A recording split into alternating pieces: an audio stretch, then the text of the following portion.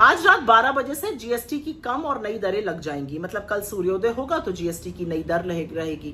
इसका पूरा विस्तृत विवरण और पूरे details already government of India ने दे दिए हैं, फाइनेंस मिनिस्ट्री ने भी दिए हैं, तमाम प्रेस कॉन्फ्रेंसेस भी हुई हैं, ये सब हो चुका था। प्रधानमंत्री ने तो इस निर्णय होने से पहले ही लाल किले की प्राचीर से इसकी घोषणा कर दी थी।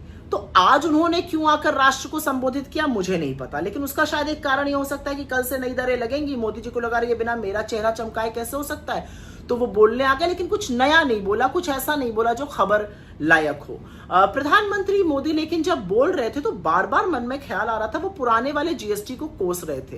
तो जब आप पुराने वाले जीएसटी को कोस रहे हैं तो वो किसने लागू किया था? 2017 का जीएसटी तो आप ही ने लागू किया था ना प्रभु। और इसीलिए तो हम उसको गब्बर सिंह टैक्स बुलाते थे, क्योंकि वो खराब जीएसटी था। वो गरीबों मिडिल क्लास के लोगों की कमर तोड़ रहा था। आपको पता है 2017-18 में जीएसटी ने कुल कमाई की थी 11 लाख करोड़ की। 2024-25 आते आते आपने लोगों की जेब से ऐंठे 22 लाख करोड़।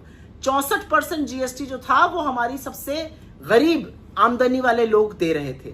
मोदी जी कभी कभी आप ऐसी बात करते हैं, आपने कहा कि त्योहार में, इस त्योहार के मौसम में लोगों का मुंह मीठा हो जाएगा, तो 8 साल से लोगों के मुंह में कड़वाहट क्यों खोल रहे थे?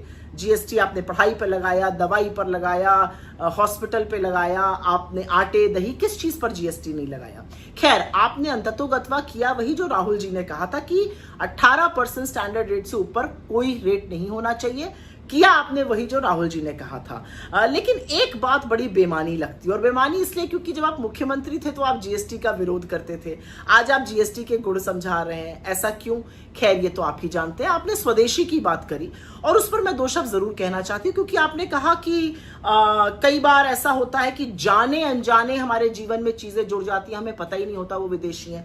तो आपकी जानकारी के लिए बता दूं मोदी जी, जिस हवाई जहाज से आप उड़ते हैं, जो 8,500 करोड़ का उड़न खटोला है आपका, वो बोइंग कंपनी अमेरिका की है। जिन गाड़ियों से चलते हैं बीएमडब्ल्यू भी जर्मनी की है, मर्सिडीज भी जर्मनी की है।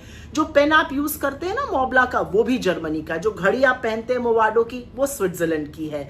जो जूते आप पहनते हैं केनेथ कोल के, वो यूएस के हैं। जो चश्मा आप मैबैक का लगाते हैं वो जर्मनी का है, और जो आप बुल्गारी का लगाते हैं वो इटली का है। तो बहुत सारी ऐसी चीजें आपके जीवन से जुड़ी हुई हैं, शायद आपको ना पता हो, ये सब विदेशी चीजें। स्वदेशी की बात करने से पहले इन सब चीजों को त्यागिए।